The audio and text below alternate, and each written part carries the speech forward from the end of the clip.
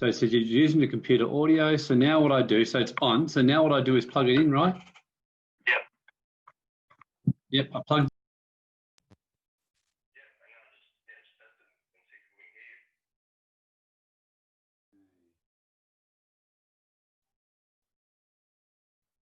My mic should be on speaker.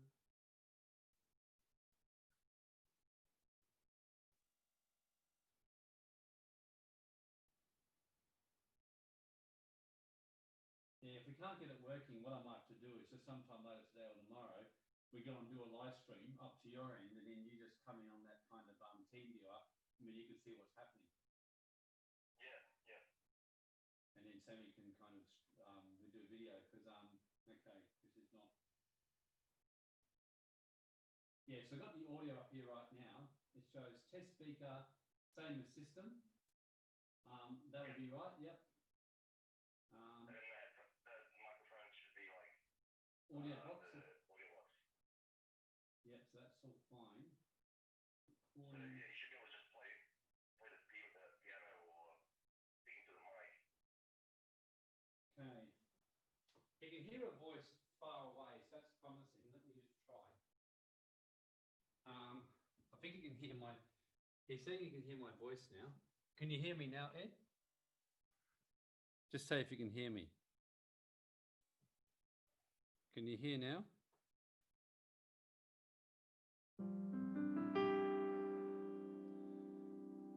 He's saying yeah, but not clearly.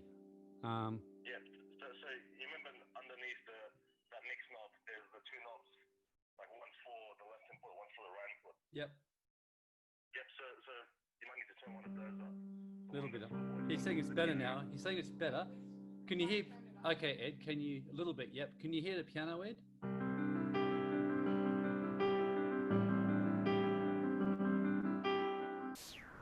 Yeah, you can hear the piano now too. Oh, good. You can hear everything. Great. Thanks, Max. Heaps. Oh, sweet. No, all good. No, good. Yeah, and I've got some more thoughts on remote viewing. I'll talk to you about later on. Then we'll just do a quick test run on this and the recording of that again. But yeah, thanks for your help with this. Yeah, no worries. But yeah, I'm getting pretty clear on the remote viewing how I can help you more too, because yeah, look, watching you yesterday and what's happening. The good thing is doing it with you. I can see where you're going wrong, so I can definitely help you. Awesome. Yeah. Okay. We'll have a chat later today. Sounds good. Thanks, mate. Bye, Ben. Cool. Thanks, Warren. Bye. Cheers. Bye.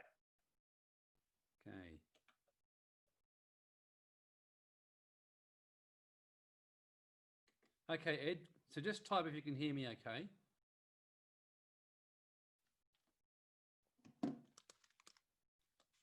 I'm going to start playing. So is the piano coming through, Ed?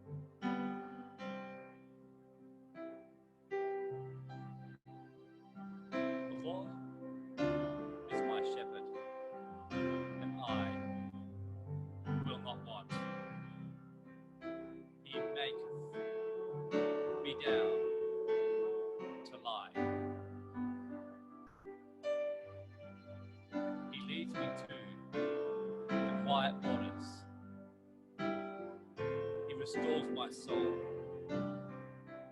and to the paths of righteousness.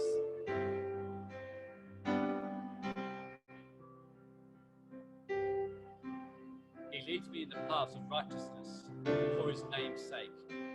And even though I walk through the valley of the shadow of death, I will fear no evil. Your rod and your staff, they comfort me. You have prepared a table for me in the presence of my enemies. You anoint my head with oil, so my cup overflows. Surely goodness and love will follow me all the days of my life, and I will dwell in the house of the Lord forever.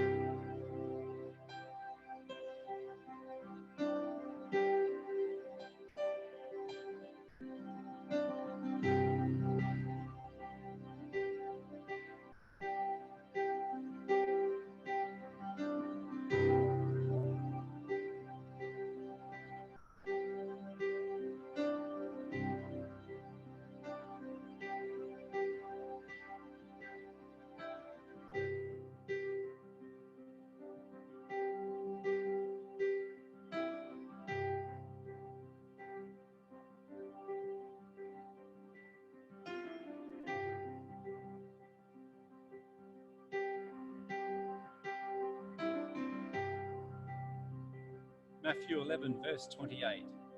Come unto me, all ye that labour and are heavy laden, and I will give you rest. Take my yoke upon you, and learn of me, for I am meek and lowly of heart, and you will find rest for your souls. For my yoke is easy, and my burden is light.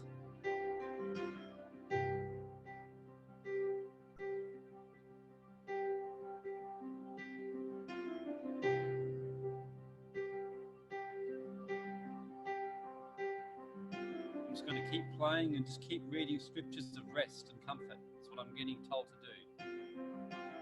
I feel people have just gone through a lot this week.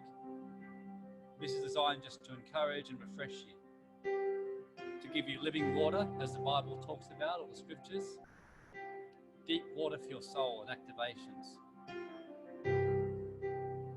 He that dwells in the secret place of the Most High shall abide under the shadow of the Almighty. I will say of the Lord, He is my refuge and my fortress, Yahweh, in whom I place my trust. Surely He delivers you from the horrible trap of the fowler, and from the noisome and awesome pestilence. He shall cover you with His feathers, and under His wings shall you put your trust. His truth shall be your shield and buckler. You shall not be afraid for the terror of the night that comes to haunt you, nor for the arrow that flies by day and attacks your mind and your thoughts and causes worries, anxieties and stress, nor for the pestilence or plague that walks in the darkness, nor for the destruction and demonic ravaging that lays waste at noonday in your businesses, in your finances, in your lives. 1,000 will fall at your side, and 10,000 at your right hand. You will see many fall around you, but it shall not come near you, for you shall be in the secret place. Only with your eyes shall you behold and see the reward and the karmic consequences of the wicked. It will not come your way at all. And why? Because you have made the Lord your refuge. You've made Yahweh, the sacred name, the Most High, your habitation.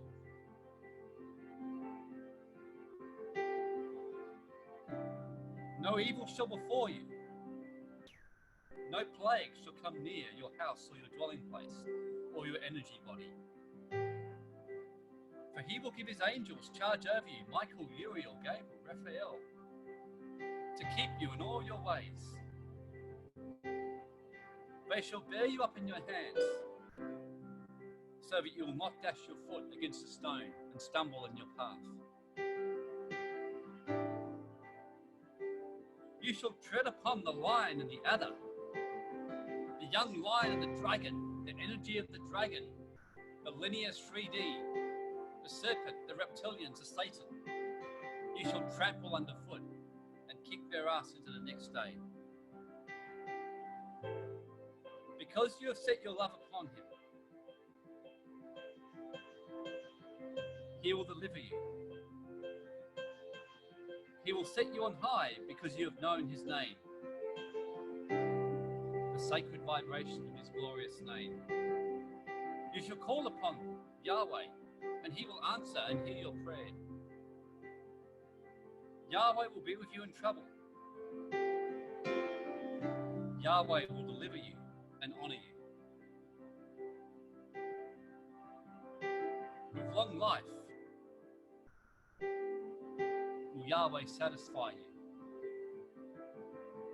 and show you his glorious salvation, deliverance, prosperity, and freedom.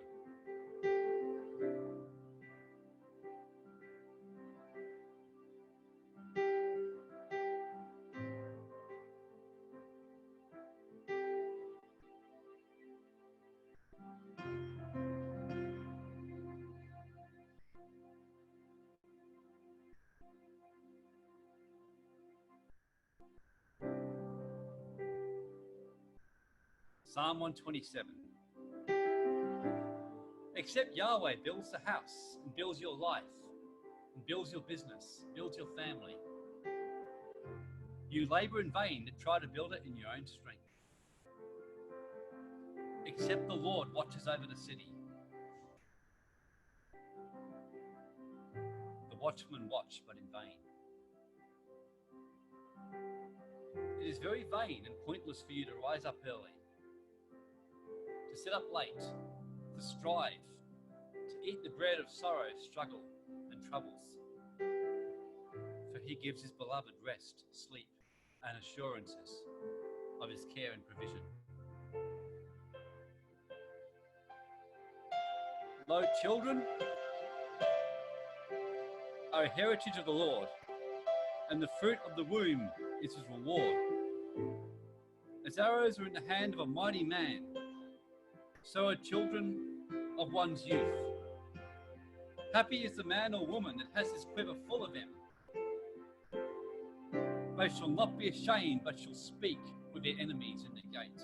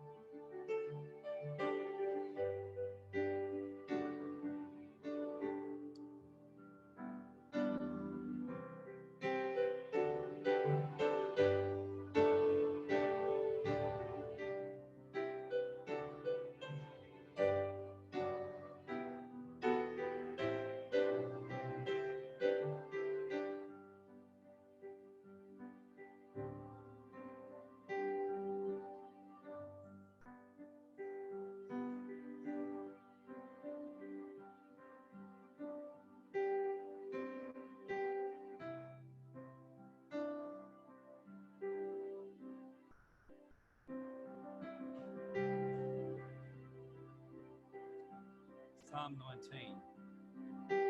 The heavens declare the glory of God, and the firmament shows his handiwork. Day unto day utters great speech, and night to night shows knowledge. There is no speech nor language where their voice of the heavenlies and the Elohim is not heard. Their plumb line is gone throughout the earth, and their words to the end of the world. In them as they set a tabernacle for the sun, which is as a bridegroom coming out of his chamber, and rejoices as a strong man running a race. His going forth is from the end of the heaven, and his circuit unto the ends of it, and there is nothing hidden from the heat. The law of the Lord is perfect. It converts, adjusts, and integrates the soul, like we're doing now. The testimony of the Lord is pure. It makes the simple become wise. The statutes of the Lord are right. They rejoice the heart. The commandment of the Lord is radiant and pure. It enlightens the eyes and opens the heart and the third eye. And the third eye is opening as we speak. The heart is opening. The Kepheric crown chakra, the seventh chakra, the seventh seal is opening up even more to receive the light of the heavens and the Holy Spirit, the direct garment, the vesture of the Father, to connect you with the higher realms of the Father universe, with the oversoul, the Christed oversoul, integrating you into your oversoul, into the oneness with your higher soul, your higher self, and your Christed self. Ooh, feel the energy increasing, the abundance, the power of God as I say this. I see the crown chakras opening and the heavens opening, and everyone's chakras being opened and being taken and merged into the vesture of light right now.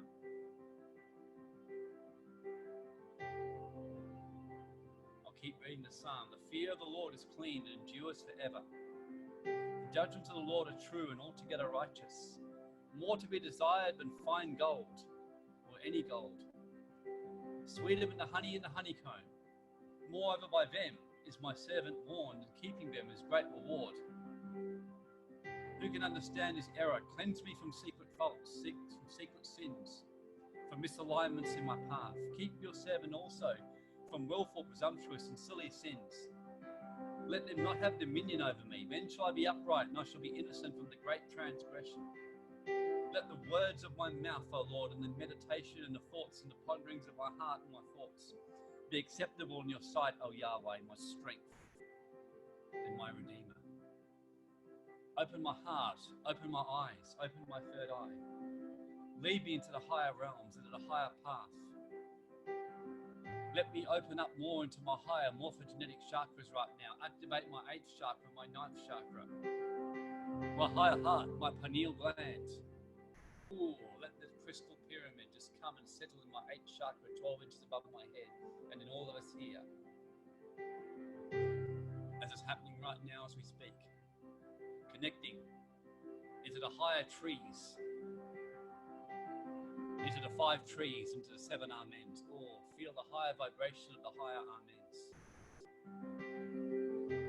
And the light of the paradise suns and the Bane Or.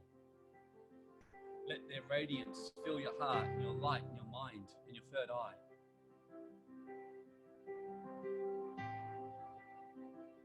Feel the glory and joy. The higher Elohim, the Master singing. Hear them singing and rejoicing. As they did when the world was formed, the foundation of the earth and of the universe. Feel the love and the presence of Michael, Uriel, Gabriel, Raphael, Grandmaster Melchizedek. Oh. And the third eye is opening everywhere. You can feel it. I just see angels and masters everywhere here today, just rejoicing and singing.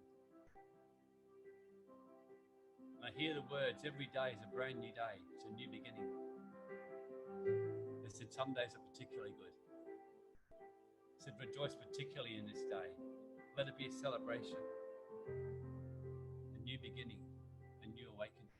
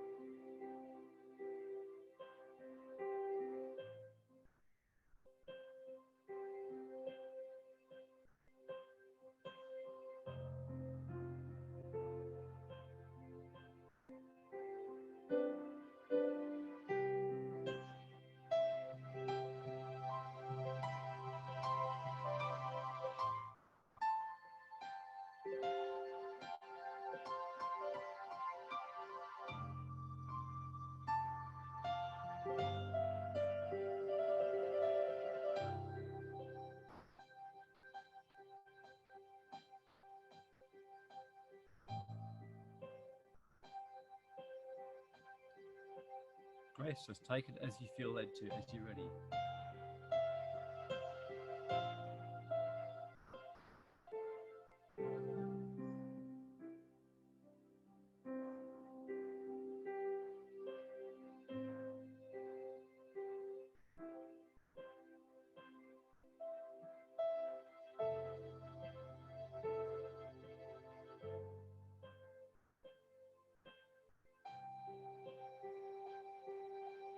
Just continue, everyone, to really feel the Spirit moving amongst us.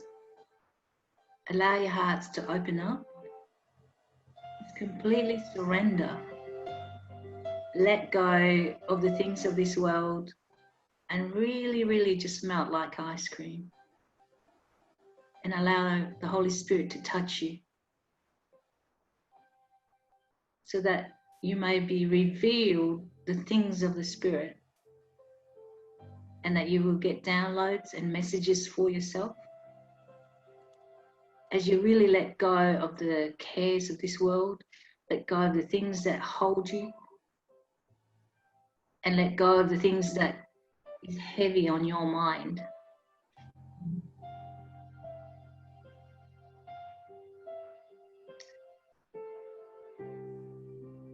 And as the music flows through, just really tune in to the harmony, to the waves of the music, and allow it to go through your body and feel the sensations through your body.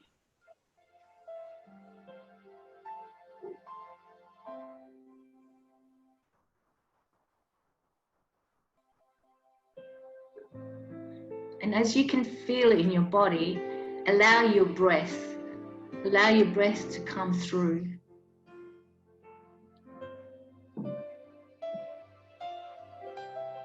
And feel how it expands and touches your soul. And as it touches your soul, come into humbleness and really tune into the Spirit that's within you. So come to a place of humbleness in your soul and reach in and go into the inward journey, and that's where you'll find your answers.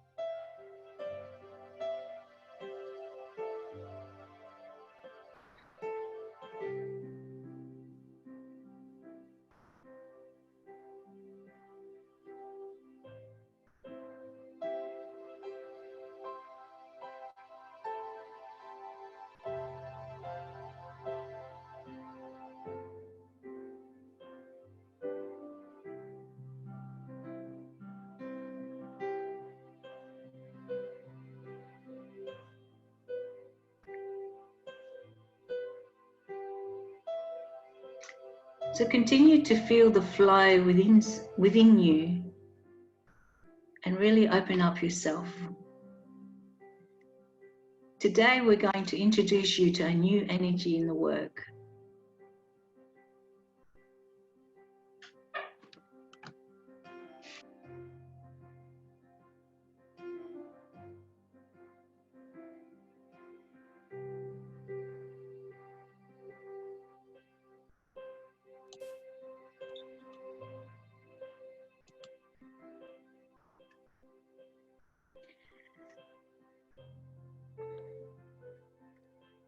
Just as a reminder, City Awakening is all about a vibration and frequency, tuning into the spiritual realm and tuning into the kingdom of heaven, so that as we touch into the heaven, we can draw it, bring it back to earth. Touching heaven, bring it back to earth. And so the new energy coming through today will be a representation in the form of Steve Plummer. And let me introduce you to Steve. He's been working with us very, very intently for the last few months. And we don't need to give him an introduction of who he is in the world, but as he is in his nameless form and in his energy and his frequency. So this is a man that has gone through from the works of his mind and coming into his heart space and tuning into the spiritual realm in the heavens, in the heavenlies. So I ask and invite you to really open up your hearts, open up your minds, and receive him, but through his vibration that he will offer. And the message that he will send today is the message I believe is what we're meant to hear today. Because Steve is just a messenger from the heavenlies. And through his experience and through what he's gone through in this life, in this lifetime, is appropriate to the energy that is required today. So as I say, Steve has been working with us very intently the last few months, and the changes and the transformation and everything that has happened to him is absolutely remarkable, really remarkable. And so again, I just ask you to receive him in your heart and listen to the message. And the message there is who he is in his vibration and who he is in his energy will come through. The words that he uses just formulates and brings bricks and mortar to build what we're building here. City Awakening is about building in the astral realm, in the heavenly realms. It's something that we cannot see with our naked eye, but we can feel, we can sense through the unseeing eyes and in our hearts.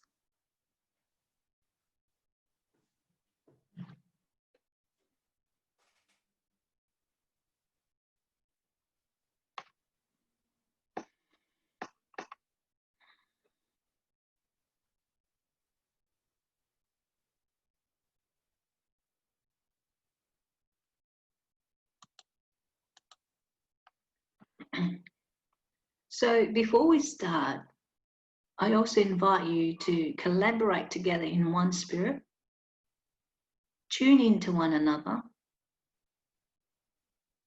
and as we tune into each other, we tune into the message this morning that's coming through Steve.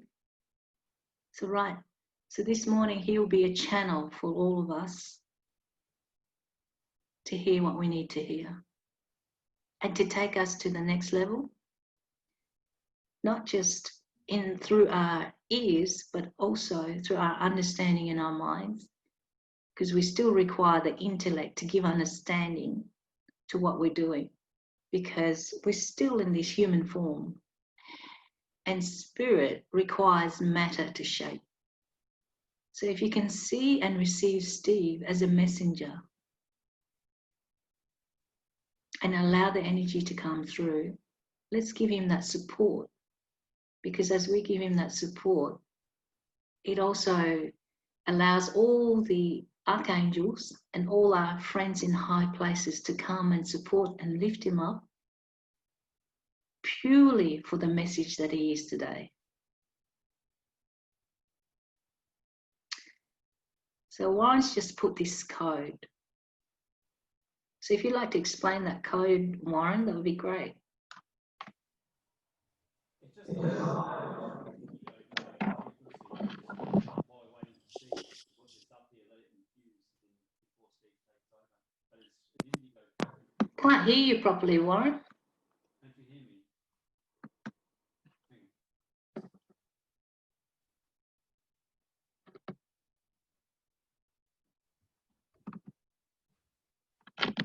Is this better? Better. Okay. So basically, that's just an indigo frequency, a higher frequency. And what it's doing is just while we're waiting for Steve, I just thought I'll put that code up there, let it infuse into people, and then Steve takes over. Obviously, the screen will go over there. We've actually lost your code. Has it gone off again? Yes. That's fine. Just continue on then.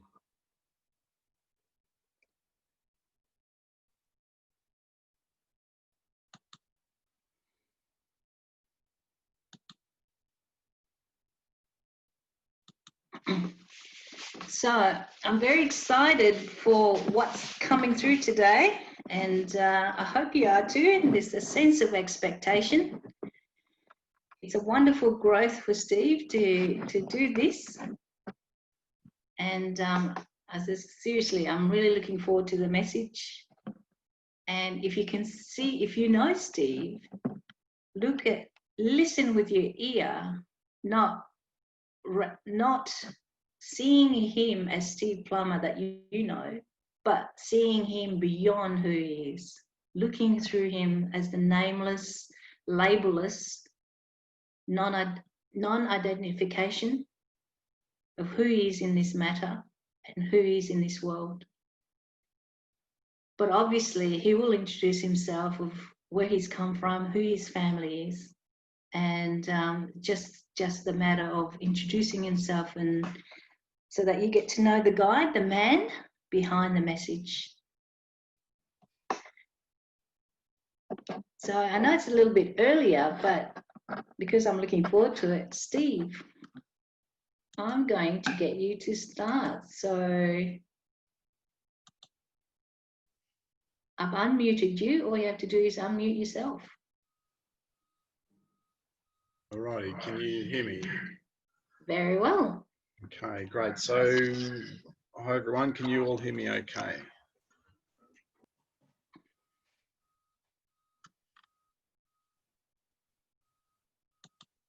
Okay. I just need to share my screen here, Grace. All right, I'll make you a host. Okay, you're the host. Okay, so what have I got to do to share my screen here? Let me just have a quick look. Share.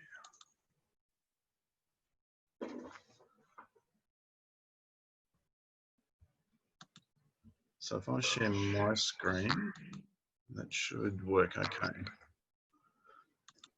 Okay, can you see my screen there, Grace? Yes. Okay, if I go to presentation mode, does that still work? Come on, presentation mode. Okay, how's that? Is that working? Excellent. All right, so we're ready to go. Everyone can hear me okay and see the screen okay.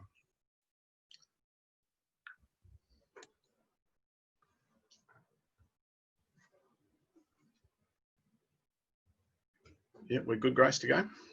The thumbs up from you? Thumbs up. Can you see the comments? Hang on. If you're the host, you should be able to see that. Look at the chat. Yeah. No, I can't see the panel. Oh, okay. Yeah, no, it's not coming up. So, okay. Yeah, I might leave you to just monitor that if that's okay, Grace. Will do. Go for it. Excellent. Okay. Well, hi everyone. My presentation today is called "The Guilt of Normalcy and How to Overcome It." And I guess I'm very much a normal guy, and as my story will show, there is a great deal of normalcy in my life, and yet there is a great deal of unnormalcy in my life. And I guess what that is about is connecting with you from that point of normalcy, because we all see the gurus, and I'm certainly not like that. In fact, I think this is important for a number of reasons, and I love this quote by Ralph Waldo Emerson.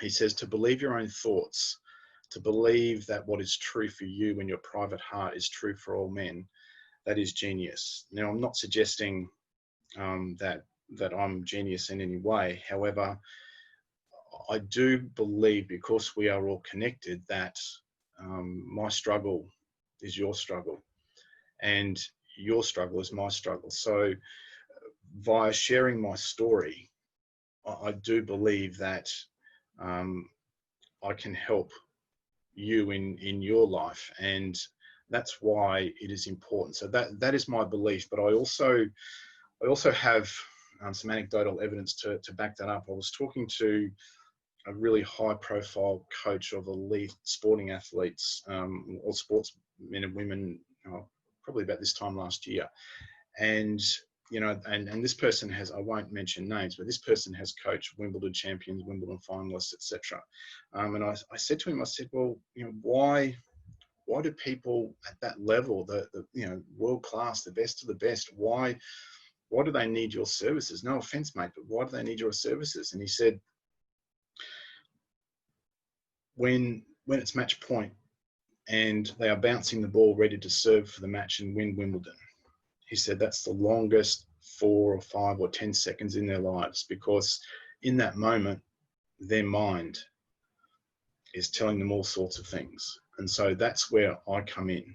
He said, you'd be surprised, the higher up the ladder you go, the greater the self-doubt is in every person. And I just thought, wow.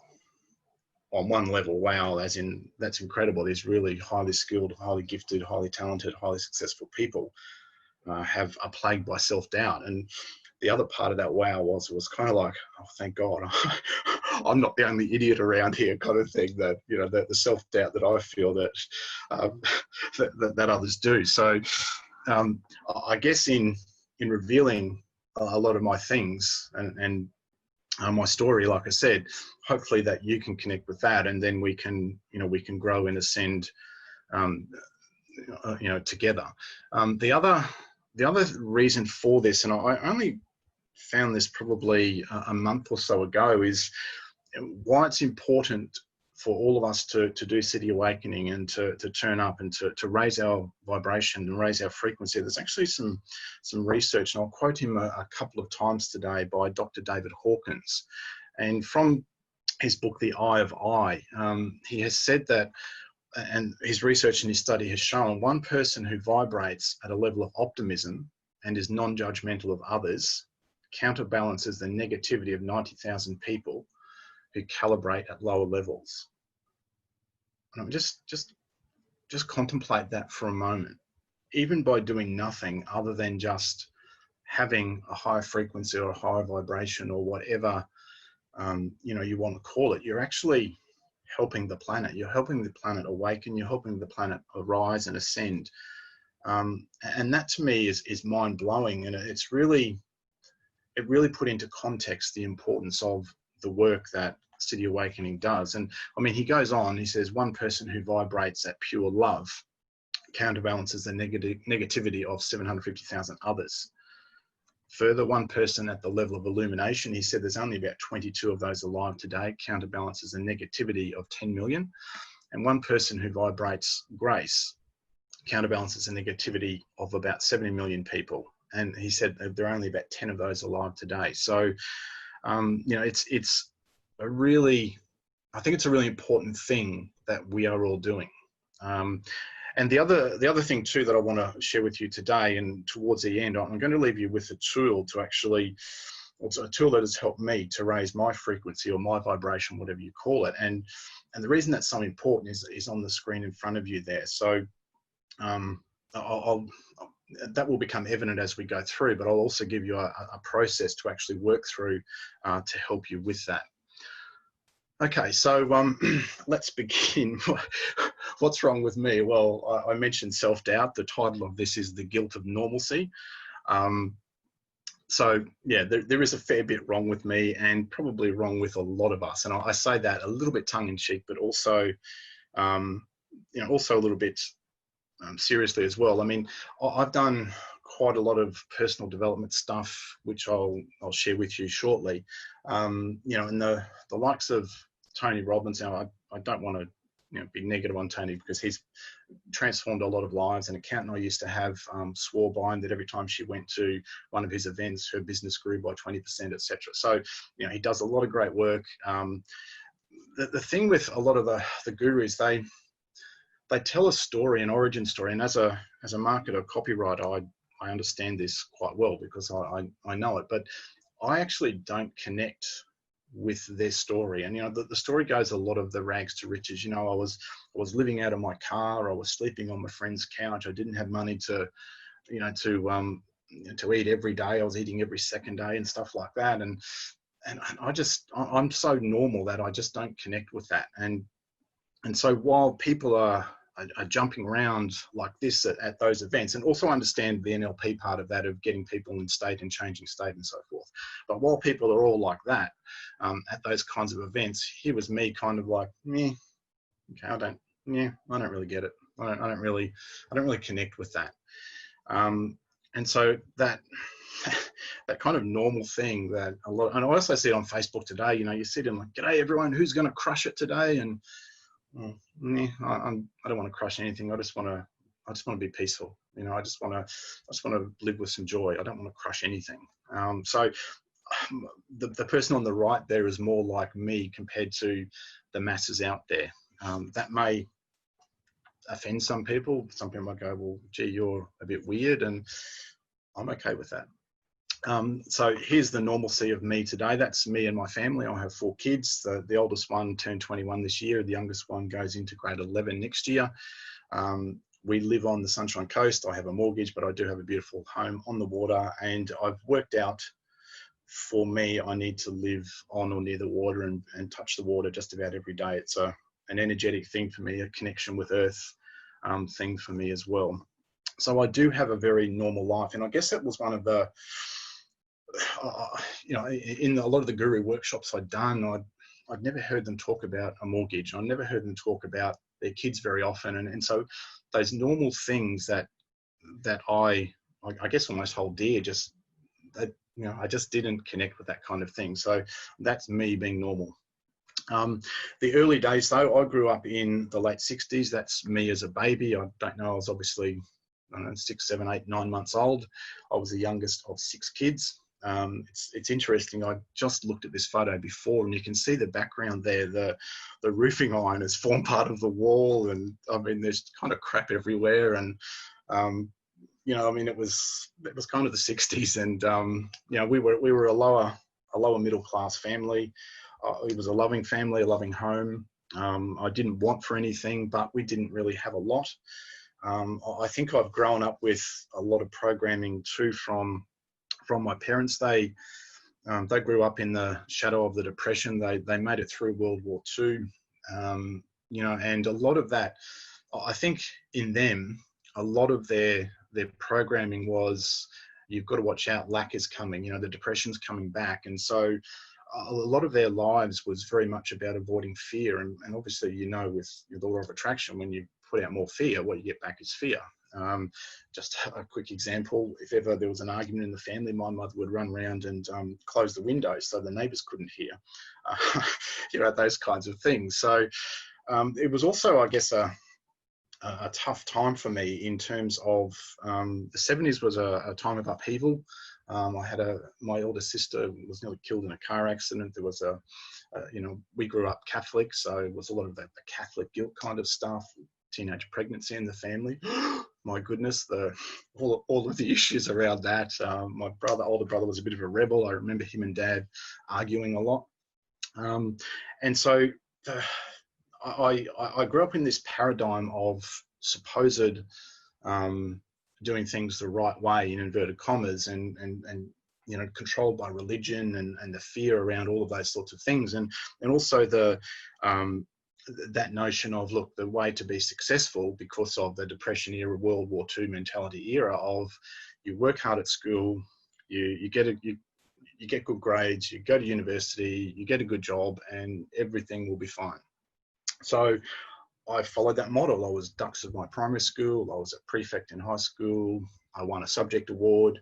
I played a lot of sport and did really well in that, played at reasonably high levels, although I guess I wasn't that great at it, but I still achieved well in it.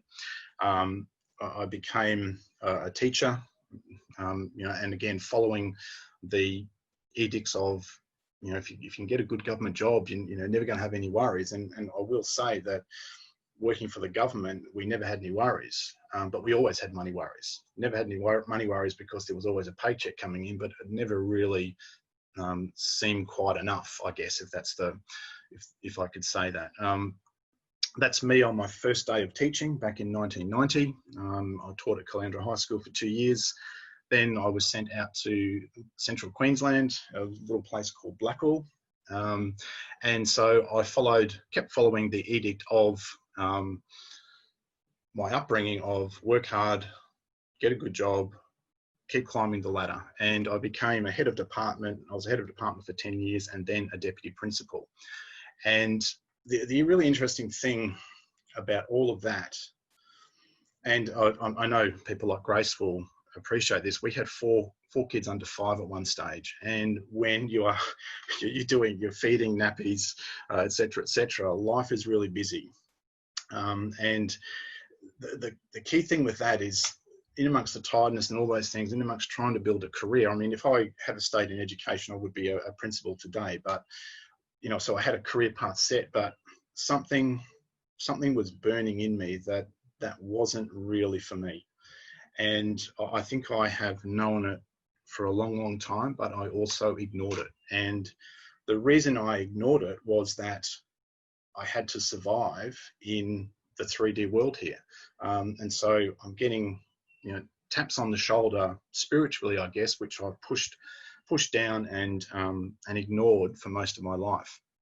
And I love this quote by Henry David Thoreau in his book Walden. He said, "If a man does not keep pace with his companions, perhaps it is because he hears a different drummer." And I actually only found that this morning, that quote. And I just went, my God, that sums my life up. Here I am in the 3D, trying to pay bills, you know, trying to do the right thing, working really hard, being a good dad, being a good husband, trying to do all that stuff, keep it together. And yet all the while there's this tapping going on in the background because the different drummer that is playing within me, no matter how much I tried to squash the drummer down, that drumming would just keep going and going and going. And, you know, maybe you've felt the same sort of thing, that, and I'm guessing that because you're part of this group is that you've always found that drummer as well, just tapping away in the background to a different beat to everyone else. And if I reflect on my life in the sporting teams that I was part of, I kind of never really fit in the education system. As a teacher, look, I mean, I don't mind saying I was really good at it. Most kids like me, respected me.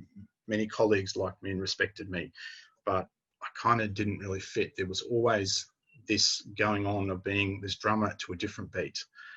And the hardest part for me has been acknowledging that is there and then doing something about it to try and listen more to the drummer. And that's, I guess, what my story is about today. Like I said, the guilt of normalcy. I've been so normal, and a mortgage, little kids, been their sporting coach over 10 years, running them all around the place like normal people do with their kids.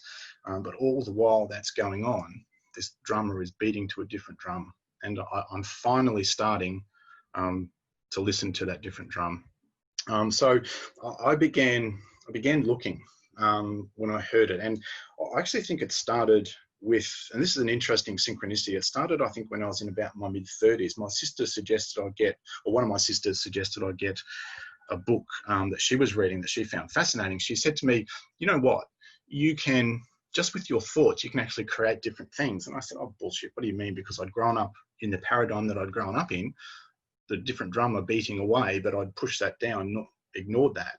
And she said, well, I've just been reading this book, and it gives you a whole lot of tools and techniques to actually be able to create things in whatever form that you want. And I went, really? Is that true? And she said, yeah. And she gave me the name of the book.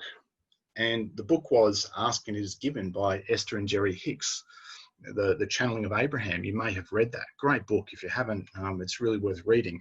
The interesting thing about that, though, and I read that religiously, I think I read it in like 2 days, and it's quite a thick book.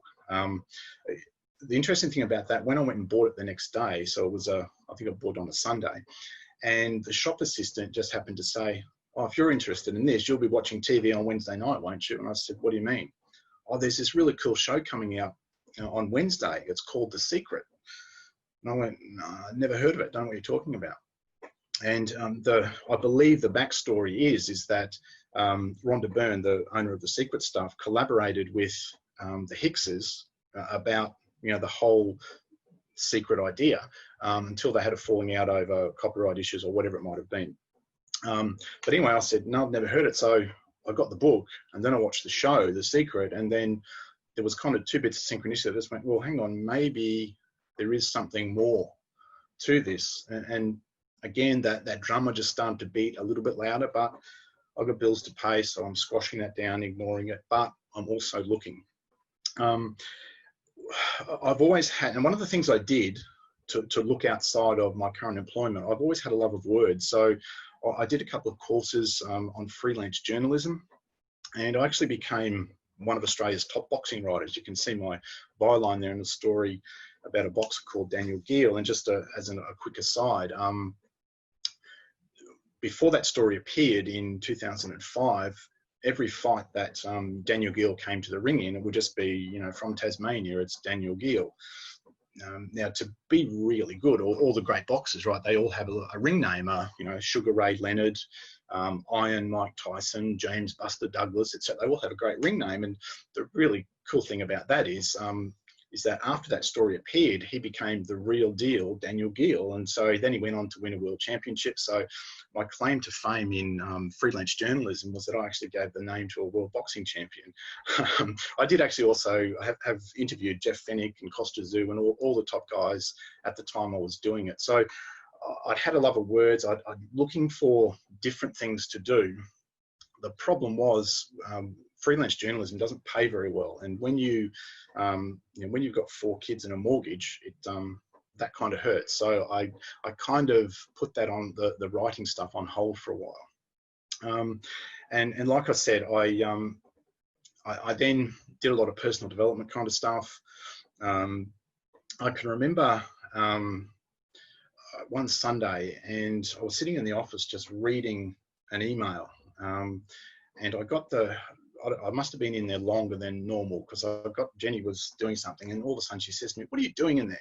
In that sort of the voice as a mum of young kids says, "Stop doing what you're doing, come and help me with the kids." Now, I'm sure, Grace, you've never used that voice.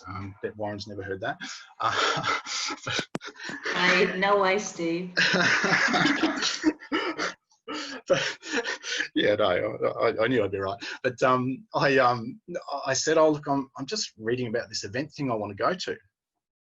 And she went, "What?" And I said, "Oh, there's an event in Sydney I might want to go to." And said, "It's about copywriting and marketing and stuff." And she said, "Well, look, you've never said anything like that, so why don't you go?" And I immediately dismissed the idea. Oh, 1, we can't afford it. 2, the kids have nippers on that day and I'm their age manager, so I can't possibly give that up. And so I made up a whole lot of excuses, as we want to do when it's easier not to do something. But I mean, Jenny has been a great support to me, and to her credit, she said, "No, if you really want to go, I'll go and book your flights." And I end up going. And so I've got all this, I guess, this internal conflict going on about what career I should do. I like writing. There's the other spiritual side of me still going on there. And I went to this conference, and there was a guy sitting up the front, and he said to me, so he didn't say to me, he said to the room, so you go around and introduce yourself. I was a deputy principal then, or a head of department or whatever. Can't remember what it was. And he said, "Oh, look, I'm a copywriter. I've got 4 kids. I work from home and earn 6 figures." I just went, "Oh my God, that's the life I want." And so from that moment, I then threw myself into learning the art of copywriting. I have spent literally hundreds of thousands of dollars over the last 10 years or more learning the art of copywriting. I don't mind saying I've become very, very good at that. I'll show you a couple of examples in a minute. And I've even traveled to the US to conferences and things like that. I've even spoken on the stage. I've shared the stage with a number of gurus.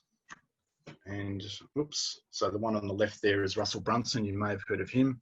The guy in the middle is Harry Dent, and there was this wacky out there accountant lawyer. You may recognize that guy. He was one of them. We spoke on the same stage at one point.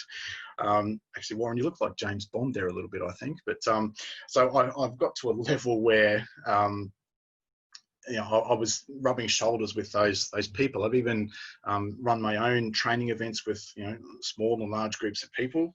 And so the last 10 years of my life has been about copywriting and marketing and using words to help people. Some have even dubbed me the king of copy in Australia, and that's a very unflattering photo of me with someone made a pretend crown and put it on my head, and then they took a photo. But I do have a book coming out in the new year. I've just put in the finishing touches on that, called Sales Language Made Simple. And I guess that's a culmination of my learnings in the marketing and copywriting world over the last 10 years. So I'm really excited about that coming out, but it will be the first of what I believe is many books that I'm going to write. I probably won't write another marketing type book. The rest will be on the spiritual field as the drummer gets louder and louder. The different drummer beating for me gets louder and louder. So that's kind of my life up to this point, I guess. In the last, I don't know, last probably 3 years in particular, maybe 4 years, the beat of the drummer has got louder and louder, and I've done a lot of personal development. I've started asking a lot of questions. I've even traveled to the Amazon and done ayahuasca in Peru, the Amazonian jungle of Peru. That was quite an experience, but that's probably a story for another time. So, you know, I am out there searching and trying to find that pathway for me. And obviously the Awakening Within has been a great place to get that started as well, and to help me on that journey. But it's in amongst all of that in the background is that if a man does not keep pace with his companions, perhaps it's because he hears a different drummer. And like I said at the beginning, I've kind of always felt like a bit of an outsider, no matter where I was, because of that different drummer beating away. And like I said too, maybe you feel that way as well, and that's why we're here now today, you know, as part of the City Awakening. So a couple of things that have, I guess, really become really evident for me over the last probably 2 years is the way we speak to ourselves in our minds. And I mentioned at the start with the guys at Wimbledon and stuff like that. The way the human mind works is a really powerful instrument. And Grace often says to me, you've got such a strong mind, you've got to open your heart more, and I'm trying to get better at that. And what I'm about to share with you hopefully does help you understand how the mind fits, so that you can open the heart more and get on that path more, because the higher your vibration, your frequency, as I mentioned, the more work we are doing for the rest of the planet. And so the way the human mind works, it puts a lot of conditions on us. So all along with my journey, there's this thing that's been going on in my head of going, you know, you should be doing this, you should be doing that. You know, you have to do this, you have to do that. Why aren't you this? Why aren't you that? And those things are self-destructive. And they really are things that hold us back. And I'm going to share with you the way that I've found through a lot of the personal development stuff and the spiritual work that I've done to overcome those really negative and destructive things. And guilt, as I mentioned at the start, is, well, how can we overcome the guilt and the shame and the should have, and you're not good enough and you need to do better, and why aren't you making that money, and gee, the guy down the road's got a bigger house, and your sister has, you know, a much better family than you do, and all of those sorts of things that always go on within our minds. And we have to understand how powerful our mind is, and who's actually running the show. I love this story of the ancient, well, not the ancient, but the Cherokee Indian chief. One day he's sitting around with a group of children, teaching them.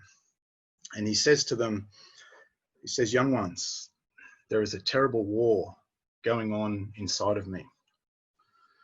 He said that war is between the dark wolf and the white wolf. The dark wolf is the wolf of anger and hate and jealousy and fear and revenge. And the white wolf is the wolf of love, of peace, of hope, of joy. And he just stopped and he looked at each child in turn. And a little girl put her hand up and she said, "Great Father, which wolf wins?" And the ancient chief paused for effect. And he said, "Depends which wolf you feed."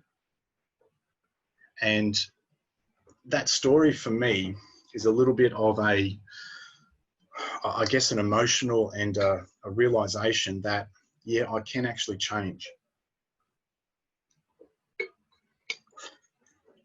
If I feed the wolf in my mind the right food, I can actually change.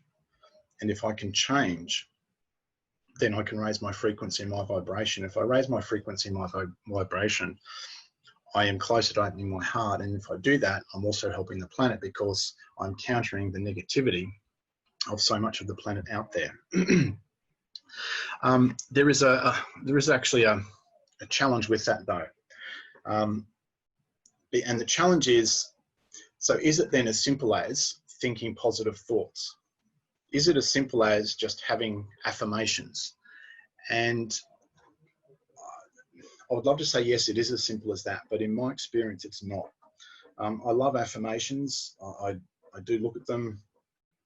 I love the richness of the language that is used in them, but I also find that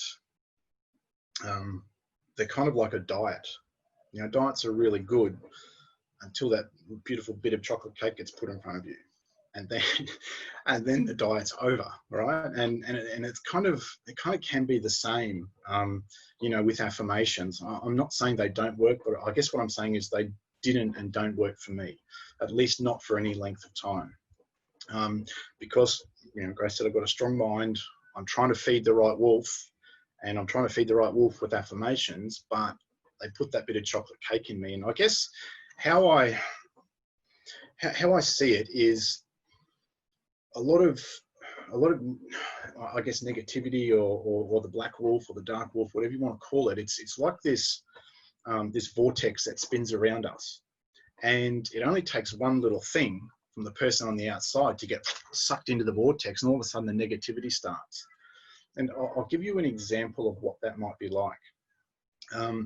So you're saying a lot of affirmations, you know, like you wake up in the morning and say, you know, I love myself, and I'm peaceful, and I'm, you know, living gratitude, and I'm abundant. And you say that over and over, and you feel good about it. You go to your family Christmas. There's Auntie Phyllis there who sort of says to you, "Oh, you know, have you bought the apple pie? Hope you haven't burnt it again this year." And so you've started the day nice and happy with your affirmations. Auntie Phyllis says something to you, and your mind automatically goes, "Oh no, this one's good, Auntie Phyllis." You say that, and then your mind goes, "Oh, you bitch, why did you have to bring that up? You've said that last 3 years in a row." And all of a sudden, the great affirmation that you had going gets overtaken by this vortex of energy in and around your mind. And then on the way, you're driving home after you've survived the family Christmas, you know, someone cuts you off in traffic, and you say, "Oh, get stuff, don't do that." And so there's another bit of that vortex, and you say your affirmation, and then you walk in the door and there's crap everywhere from Christmas Day, and it's, "Oh God, we've got to clean all this stuff up now." And so all of a sudden, the affirmation has been overshadowed and sucked into and chewed up by the vortex of the negative emotion. So I've never found affirmations to be that useful and that helpful long term. Like I said, love the richness of the language, love those sorts of things, but it just doesn't work for me long term. And I get back to, again, the research that I mentioned at the start is the David Hawkins stuff. You know, if we can elevate our frequency, our vibration, you know, we are doing a great deal of good for the rest of the world. And so what I'm about to share with you is a way of, as Grace said at the start, I guess, connecting the mind, the bricks and mortar, with the spiritual world. And this was taught to me by a Maori healer in New Zealand. And from Dr. David Hawkins' research in his book called Power versus Force, he's actually measured the frequency, and the number you can see on the left-hand side there is the number of the frequency of our various emotions / thoughts. So as you can see down the bottom, things like guilt and shame have a very low frequency. Things like peace and joy and love, have really high frequencies. So the more we can move ourselves up that path, or up that vibrational scale, the better it is for us individually, personally, but the better it also is for the planet. And so here is my understanding, based on research and stuff that I've read and things that I've been taught in my personal development journey, is that the human mind, scientists tell us, have about 50,000 thoughts per day, right? That's me, that's you, that's everyone. We've all got all these things pinging off in our brain, in our mind, of about 50,000 thoughts. Now, the trouble with that is that we have two types of thoughts. We have ego thoughts, or we have spirit thoughts. Now, spirit, I've used the word spirit, but you can substitute Gaia, Tao, God, universe, whatever is most comfortable for you. But there is a clear divide in our minds with our thoughts between spirit thoughts, which bring ease, or ego thoughts, which bring dis-ease. And if you've done any reading around Louise Hay, You Can Heal Your Life, and other books like that, she has, I think, proven beyond a shadow of a doubt the connection between poor thinking or ego thinking, which brings dis-ease or disease, and how you can flip that around in your mind. So we have these two things going on in us all of the time. So 50,000 thoughts a day. We have ego thoughts and we have spirit thoughts. And the ego thoughts are things like fear and guilt and anger and hate and expectation and judgment. Judgment is things like good, bad, right, wrong, more, less. And we have immediately, I need to do these things now. And this is like the Indian chief story said, this is the war going on within our minds. And at any one point, our mind is a decision maker. At any one point in our day, any one point in our thinking, we have a clear choice to make between ego thoughts and spirit thoughts. And just to take that one step further, again, really good time, Christmas, being around the family and all those sorts of things. Going back to the story I said about Auntie Phyllis and the burnt pie, for the person on the end of that stuff, that will bring up things like anger. That will bring up guilt. Why didn't I do it? Anger, how dare you treat me like that, Auntie Phyllis? Guilt, why didn't I do a better pie so she couldn't attack me like that? It will bring up judgment. Auntie Phyllis, why are you such a bitch? So in any one moment, our mind will make a decision about what thought we will have. And if it's all or mostly on the ego side, our life is not going to be as happy or as peaceful or as high frequency. So the spirit thoughts are obviously the white wolf type ones, the love, the peace, happiness, appreciation, forgiveness, patience, and joy. And just actually on forgiveness, and I'll just go off on a little bit of a tangent here. I talk to people about this all the time. Forgiveness actually has to be silent. And what I mean by that, if someone, in inverted commas, wrongs you, says something nasty to you, unkind to you, takes something from you, ignores you, whatever it might be, there is a tendency for us to respond in different ways, but there will come a point when we want to move on. And the only way to do that is to send them forgiveness. Now, forgiveness must be silent. And the reason I say that is if you actually verbalize that to someone, that's actually coming from the side of ego, because what it's saying is, I'm above you, therefore I have the power to forgive you. And if I have the power to forgive you, therefore I am better than you. And so that's all that judgment, expectation, and those sorts of things that are more than, less than, that comes with an ego thought. So when someone says, well, how do I do that? It's pretty simple. It's just send them forgiveness and love. Just send that to them. in your mind. You don't have to say it. In fact, you shouldn't say it. If you say it, it's very much an ego thing. And part of that, when you do send someone forgiveness like that, it's like you're putting down the heavy rock that you're carrying. And that reminds me of that lovely story of the two Tibetan monks who are supposed to have a vow of silence and not touch other people and stuff like that. They're walking along between monasteries, and they come to a stream, and there's an old lady at the stream trying to cross, and she can't actually get there. So one monk picks her up and carries her across the river, puts her down, and keeps walking. The other monk on the other side was shocked because one, the other monk had spoken to them and touched a woman. My God, how dare you do that? Anyway, they walked in silence for like 3 hours, and just before they got to the monastery, the monk, who was horrified, said to the monk who picked the lady up, he said, what do you think you were doing? You know we have vows of silence, and we're not supposed to touch other people from outside the monastery. What do you think you're doing? And the monk who picked the lady up said, are you still carrying her? I put her down 3 hours ago. So for me, the way to move on from things that upset us, things that hurt us, is to send people forgiveness and unconditional love. And like the monk, put down that heavy weight. Because until you do that, it just becomes like that vortex of negativity. So, so at any one moment, our mind has a really clear decision to make how we are going to react to any situation. Ego, spirit.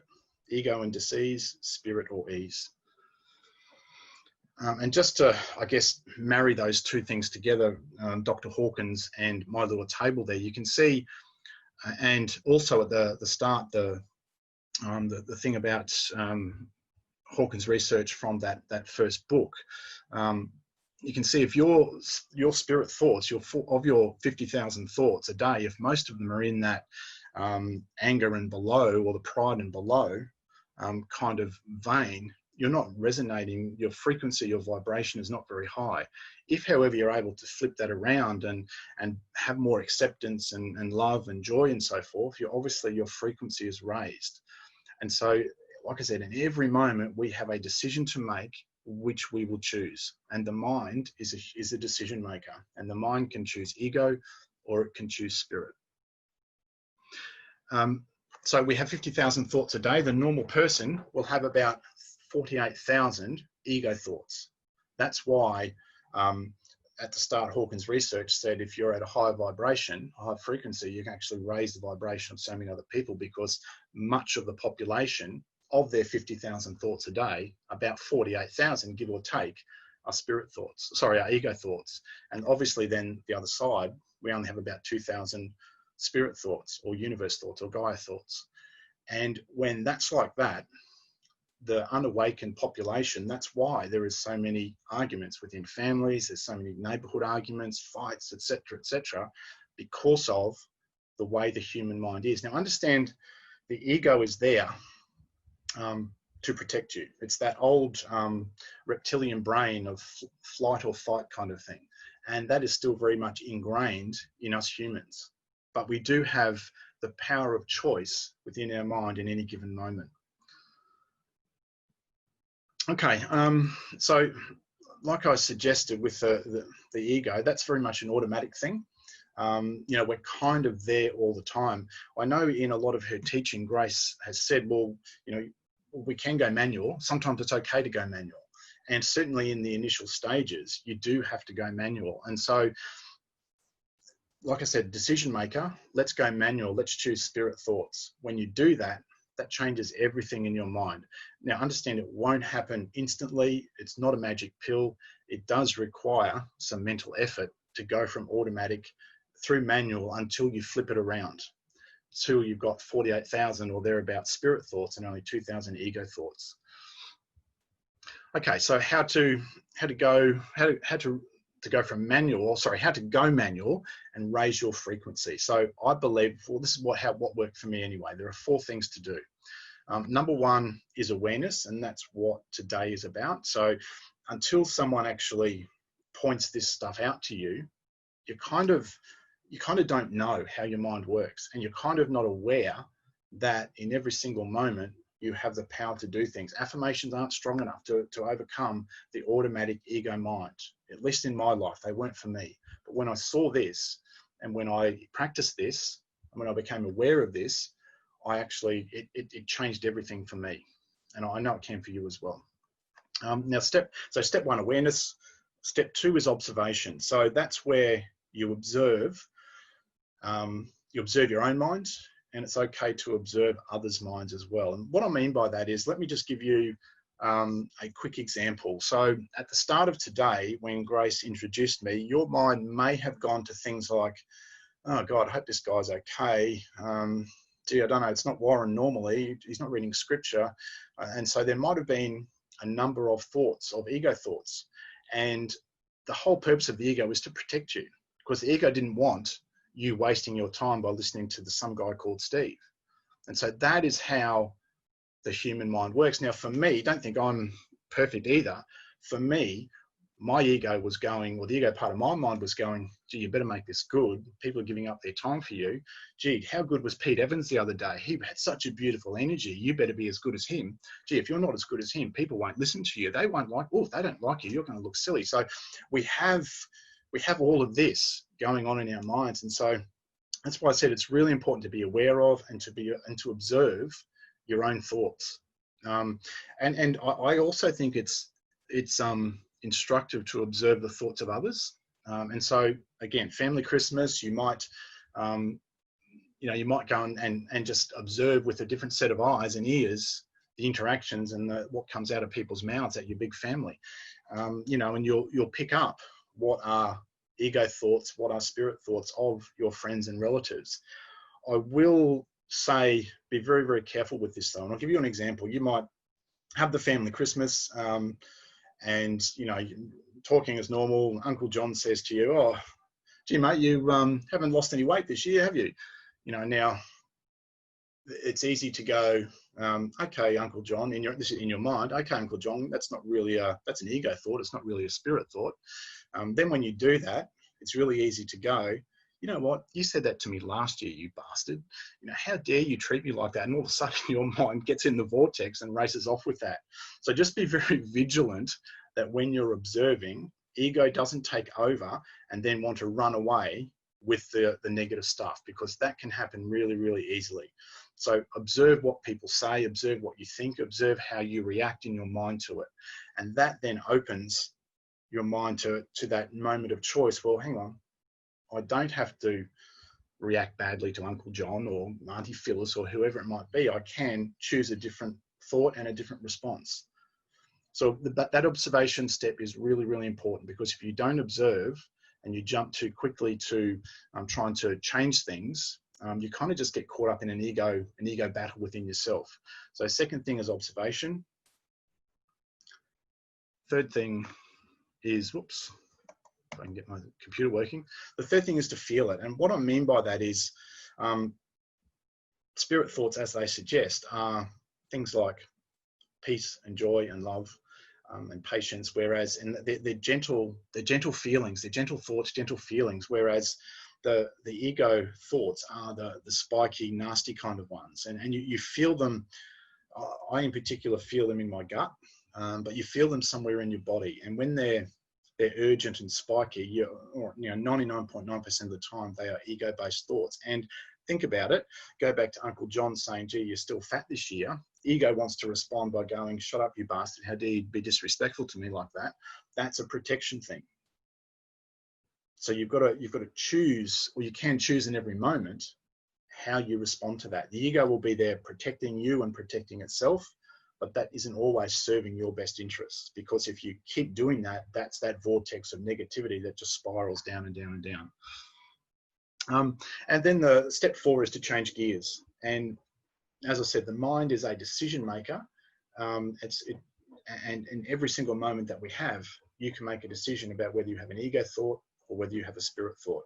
And obviously the goal is to flip it round, of our 50,000 thoughts a day, to have 48,000 spirit thoughts and only 2,000 ego thoughts. And when we're able to do that, that's when we raise our frequency, our vibration. And that, just by doing that, that helps the planet, and that helps our fellow human beings. Even if we aren't out teaching hundreds of thousands of people, just by raising our frequency, and I've given you one way of doing that today that has worked for me, that helps you, and it helps the planet, and it helps us all, you know, live better, more peaceful lives.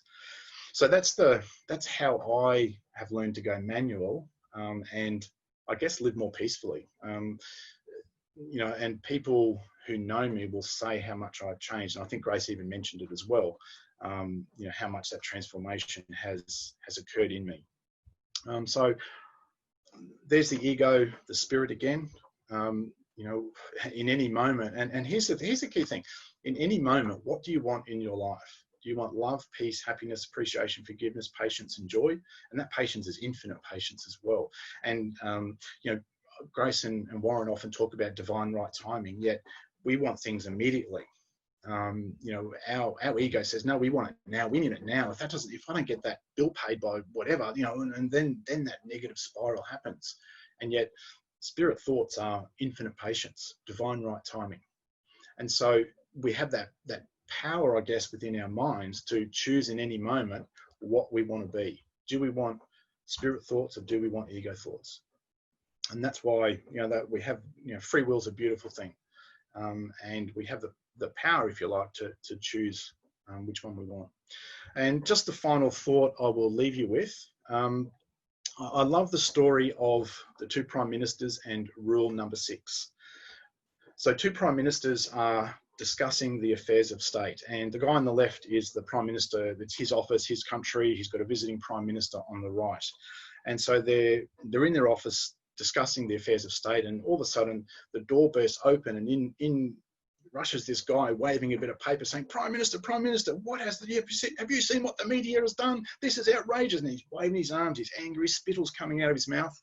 The Prime Minister on the left, the Home Prime Minister, he says, John, please remember rule number 6. And John instantly changes state and goes, thank you, Prime Minister. Yes, I'm sorry. He bows slightly, goes back out, closes the door. And the two prime ministers go back to discussing affairs of state. 10 minutes later, the door bursts open and in runs Mary, the Prime Minister's secretary. And she says, Prime Minister, I've just heard from Cabinet. Do you know what those idiots have done to you? And he says, Mary, please remember rule number 6. And so instantly, from red in the face, raging anger, she's calmed down, bowed slightly and said, sorry, Prime Minister, for interrupting. I'll come back later. Thank you, Mary, as she closes the door behind her. The visiting Prime Minister just raised an eyebrow, and they went back to discussing the affairs of state. And this happened a third time. And when the door had closed a third time, the visiting Prime Minister said to the Home Prime Minister, he said, my friend, in 25 years of public life, I've never seen anything quite like that. Please, can you tell me what rule number 6 is? He said, my friend, it's simple.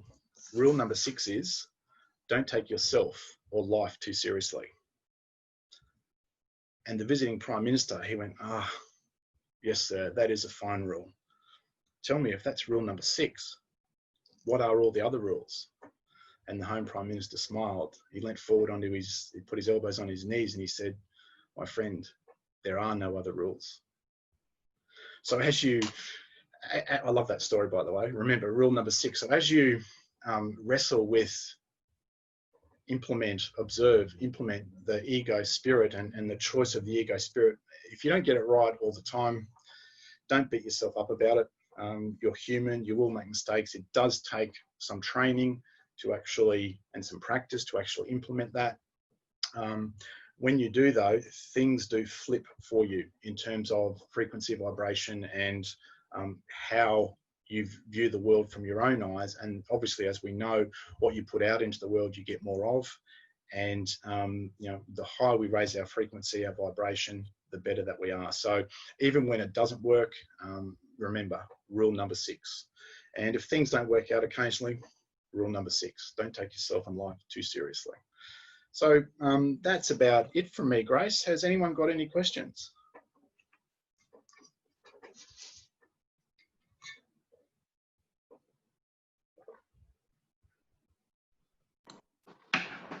That's a really great message there, Steve, in regards to raising our vibration and frequency. Thank you, Grace. The way you explain it, you've actually explained it really and really well, and breaking it down so it does make perfect sense.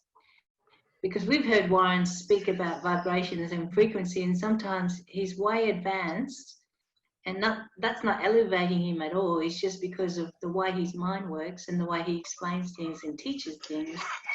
And so that's why with you, the ability as a teacher, being a high school teacher, bring it down to simplicity. So everyone, I really encourage you to ask questions towards Steve in regards to what he actually shared today and how does it apply into your life.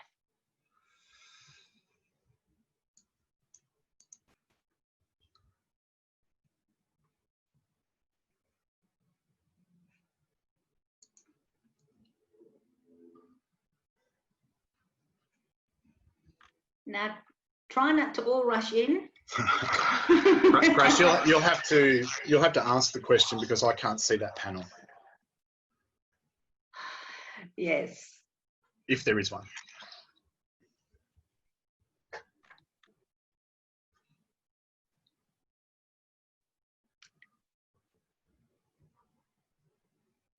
Okay, Christine, take the mic.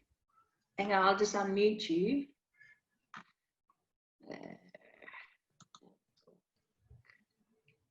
Okay, you've got the mic. I really loved listening to what you had to say. Thanks, Christine. Where you came from and where you are now, and your energy was so great, and I can hear the enthusiasm in your voice. It was so great, and as Grace said, breaking it down into pieces that people can follow is so important. And for me, the reminder to go on manual is really, really important.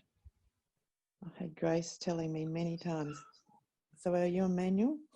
Are you on manual? Are you on manual? And so that reminder was really, really timely. And the other thing that really resonated with, you only said it once, but it really resonated with me, and that was infinite patience. Mm. And it resonates with me because I have to have infinite patience with myself. I have to have infinite patience with my progress. I have to have infinite patience with others. And also have to have infinite patience with allowing the divine timing to evolve and just arrive when it needs to happen. So those two words really just took me up and plonked me down again, so to speak. And so thank you very much. I really, really appreciate that. Thanks, Christine. I appreciate those kind words. I've probably got a couple of things to say just in response to that. I heard someone say you teach most what you need to hear yourself. And don't think I've got this completely mastered. I'll just a quick example there. When Grace was saying, anyone got any questions, and no one put their hand up, what do you think my ego did? It went into, or the ego mind, part of my mind, it went into protection mode. And it was almost in criticism mode of, oh, geez, have you actually done any good? Did people really hate you? God, that mustn't have been any good. And it was only like a split second, because then I chose spirit or ease. And that's what you say, divine right timing and the infinite patience. I was quite at ease, but that ego is still part of my mind and everyone's mind. And so, yeah, that manual, it's a really, thanks for reiterating that, Christine. It's really good because that infinite patience is so important. And you know, hey, rule number 6. And the other thing you have to remember, it takes a little while to type the questions into Yeah. the... But I did hear you say, because I think that's in all of us, Yeah. our immediate response is a negative response in ourselves. We never go to the spirit side first. Well, I don't go to I haven't in the past been to the spirit side first, and that's my constant practice now. Go to the spirit side first. Go to the spirit side first. And every now and then it happens, and I think, oh, I've learned a lesson. Yeah, it's a nice little slap for you, right? But it's also true, like the Wimbledon champion, you're serving for Wimbledon, right? And like, you're on top of the world, you're serving for Wimbledon, and even then your mind is going, don't miss. What happens if you miss? Or what happens if you win? Or, you know, so it's a really good lesson.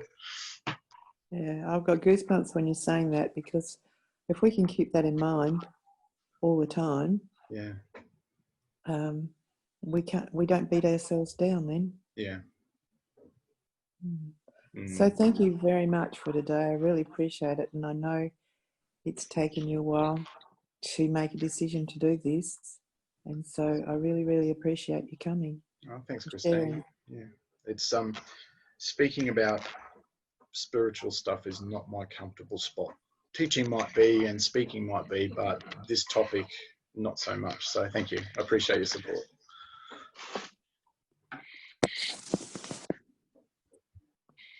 Thanks, Christine. Well, it's time to move with the drum, as you said, Steve, isn't it? Yeah, totally. It was the synchronicity, Grace. I only found that quote this morning, and it put everything in perspective. It explained that one quote explained my life. And the synchronicity of finding that this morning was just like, oh, wow. I thought that was a brilliant analogy in regards to spiritual walk, because there is a beat and you cannot for the life of you ignore it. As much as you cover, put your mask on, run away, do whatever to get away from the drums, it's there. It doesn't cease and it doesn't stop until you face it. Face the music and go with the beat. Yeah, 30-something years, I'm good proof of that. Yeah. Yeah. So Alex has got a question. So Alex, I've unmuted you. So go for it.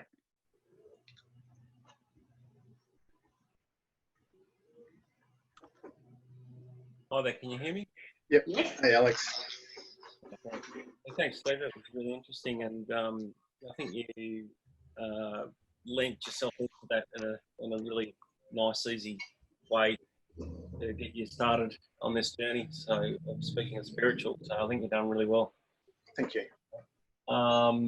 Yeah, I was sort of like thinking when you were going through the steps, I thought there were a few practical examples of more like step number 3, how you feel into it, and then flip it around and change it. But then, as you were just talking, just do rule number 6. That's pretty. Yeah. So yeah, I really like that, yeah, I really resonate too with that saying about you know, you're doing these things on these paths, and it's just you don't feel like you're skipping the right beat. So yeah, I think that's a really beautiful message there. Just get into another band. Yeah. Thanks, Alex. Yeah. Actually, just on rule number 6, we went to Brisbane yesterday and helped Eliza, our eldest daughter, move house. And I've done some work for a removal company before, and part of the message is that all surveys show that after speaking in public and death, the thing that stresses and people fear the most is moving house, right? So we all know how awful and stressful it is. And we've got a big enough car, a lot of stuff fitted in, and there was one chest of drawers that we decided we were going to bring home, and And I said, look, can't we just give it to Salvation Army or something and put it in now the back? And it scratched a bit of the car, and that annoyed me a bit. And anyway, I put it down, and we were toing and froing, and you know, I said, oh, it's from IKEA. It cost me $200. And rightio. So I picked it up a different way to put it in the back of the car, and it snapped and fell on the ground and broke into pieces. And so I'm on the verge of, you know, just, and they both burst out laughing, and I laughed too. And so what if this thing that cost $200 a year and a half ago, so what if it broke? You know, like, don't take it, you know, that was a great example of rule number 6. And I mean, it just so happened that there was this smash thing, and there was all these wheelie bins that were empty close by. And so we just smashed it up a bit and shoved it all in the bins. And yeah, rule number 6, that could have got out of hand, right? That could have been a really icy trip all the way home to the Sunshine Coast, but rule number 6. Yeah, exactly. And that was part of my questions. When you're in the moment and that vortex is already spinning, that's when you need that ability to pull up and to stand back and start observing and yes, and feeling it. So it's when it's happening. That's the trick. Oh, absolutely, because you do, like you said, you get caught in that vortex, right? It sucks you in, and it sucks you into old thought patterns. It sucks you into the present energy from that person who's directing something at you, or the situation, the circumstances. It sucks you in, so it's so easy to get drawn into that. And when you get drawn into that, it's really hard to get out of that vortex, because it spins and spins and spins and spins, and it's negative, negative, negative, negative. And so in that moment, before you get sucked into the vortex, that's where you've got to have your mind as the decision maker. Do you choose to let yourself get in there, or do you choose infinite patience? Do you choose forgiveness or happiness or joy or whatever it might be? So it's a really, really good point, Alex, and thanks for bringing that up, because it's so easy, right? The automatic response, the automatic reaction is ego thought, judgment, good, bad, how dare you do that, this is awful, hate you, I'm scared of this, da da da da, I've got to get it done now, and you get sucked in and spin it away, and that can take you off for hours. Yeah, especially when you're battling that whatever it is, you know, 90% of your thoughts being in the ego, and trying to flip that around.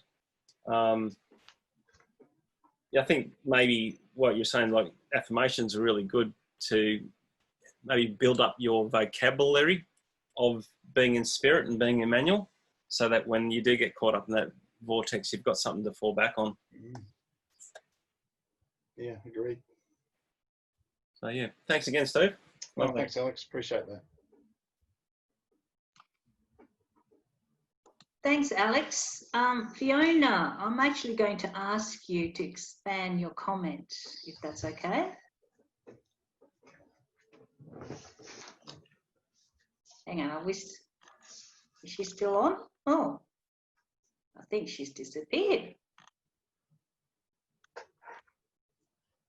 Okay, I'm talking to her astral body. I don't know if you saw her comment, Steve. She said divine right timing for her. Just a question for you, Steve, in regards to your, I love that stats that you gave in regards to the vibration. Yep. You gave that, let me look it up. I've got an advantage here. I can look at your PowerPoint. If anyone wants Steve's PowerPoint, just ask him. Or if you like to share with, the people, Steve, that's up to you. But on your first PowerPoint, why is this important, the vibration? And you've given all those stats, and I love those figures. Yeah. So because you're teaching and sharing these, what does it mean for you, and how? Because you've seen the changes in yourself, and you know your sense of vibration has gone faster. What does it mean for you, and how does it relate to you, and how does it affect on your outside in relationship with your family and friends and colleagues and so forth? So in your own words, just share what that means for you in regards to your increasing your vibration. So I am definitely calmer. I'm definitely more at peace.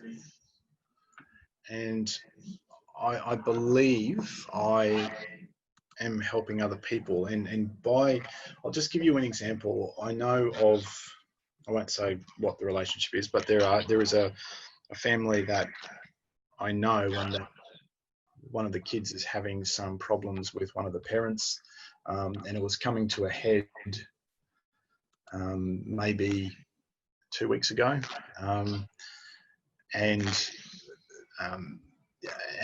Jenny and I were talking about it, and I just said, I just feel if we send them unconditional love, that may help the situation. And a couple of hours later, you know, I got the report. Well, how did it go? Yeah, things went pretty well. It, you know, such and such and such and such happened. Now, it could have gone the other way in that it blew up. The kid could have left forever and never spoken to the family again. Like it, you know, like that. So I sent them unconditional love, and I sent them forgiveness. And it may be a complete coincidence that happened, but I don't believe that's the case. I believe just being aware of that and being able to send people unconditional love change the frequency of vibration in that particular instance. So that's just one example. Does that answer your question, Grace? Yeah, that's great. So in effect, you've got ego versus spirit. So in relation to the changes in you, can you feel the difference between the two when, you know, the vibrations come through for you and when you actually give it out? Oh yeah, definitely. Yeah. It's chalk and cheese. When I'm in spirit thoughts, I'm calm and appreciative and not judgmental. I grew up in a very judgmental household, and you know, even now when I take Mum out, I observe how she will say things that is just pure judgment or random acts of judgment for no reason. And knowing that, you know, I know I was like that. You know, I'm the product of, product of the environment. So I'm just now really careful when I'm observing those things to choose something different, to choose forgiveness or to choose appreciation rather than judgment.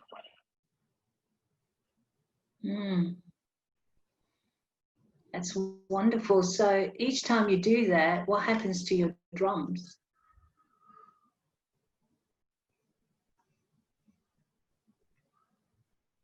Wow, that's a good question. I think, yeah, the answer is it feels like those drums are heard or are more in beat with who I really am, if that makes sense. Totally. So what happened to you when you weren't listening to those drums? Oh, life was hard. You know, I showed that I had, you know, for want of a better term, achieved many things in my life. But geez, they were hard. You know, it was kind of flow versus force. You know, looking back, I was able to do it, but it was really forceful. It was hard. You know, there didn't seem to be a lot of flow, and there were lots of speed bumps and hiccups.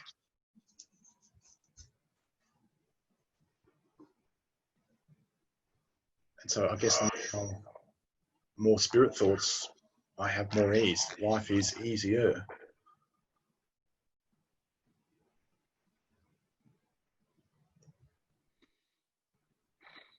That's really sweet. So how did you find yourself as you're sharing this message? How was that for you? So that everyone can hear. Do you mean how I was feeling? Yeah, how, as you're sharing this message, how's it for you sharing this, what you went through and what you've gone through and the processes for you to be able to be where you are today? Because clearly there's a difference in you presenting this to when you're presenting the copywriting. So normally before doing a presentation, and it doesn't matter what it is, whether it was live on stage in front of a class, there was probably a lot of fear, probably a lot of judgment as well. Today, it was just flow. You know, it was easy as opposed to forceful for me.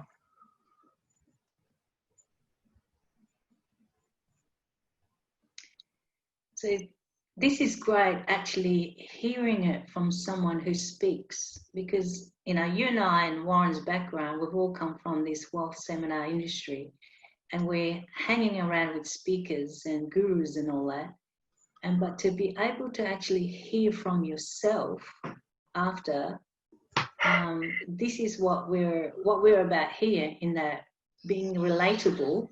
And what does it mean, this, you know, the path, the secret, for example, laws of attraction, what the hell does that mean for us? Everyday life, we're going 9 to 5 work, have children, have mortgage and all that. And so for you to be able to share today, for me, I think it's wonderful, and it's relatable that at the end of the day, everyone else is here is the same as Steve. You go through the same issues as everyone that doesn't speak on stage or that's not on in the spotlight. So it's really, really good to hear that, and really lovely, Steve. Well done for listening to your drums. Well, thank you, and thank you for keep prodding me, Grace. It's Now, who here would like to hear more of Steve dancing with the drums? Yes. Alex says yes. I know Christine and Tash loves it. So welcome aboard to the team, Steve, in sharing the messages. So I look forward to more in the future. okay. Thank you. I accept, Grace. Thank you, and thank you everyone for your feedback. So any last comments, any last questions towards Steve with the presentation and the message he shared today? Warren Black. What? Yes, Steve is an Actorian, isn't he? It's time for him to create that high vibrational and touching the human beings in this planet and creating that evolution. Wow. Alex says, keep it up. Looking forward to all your books. Yeah. And Tash says, yeehaw. I can imagine you jumping in the air, Tash. Thanks, Tash. And for some reason, I can't get Fiona on the mic, so I don't know what that is about. But Fiona's looking forward to it, absolutely. So fantastic. So thank you so much, Steve. Any last comments from you, Steve?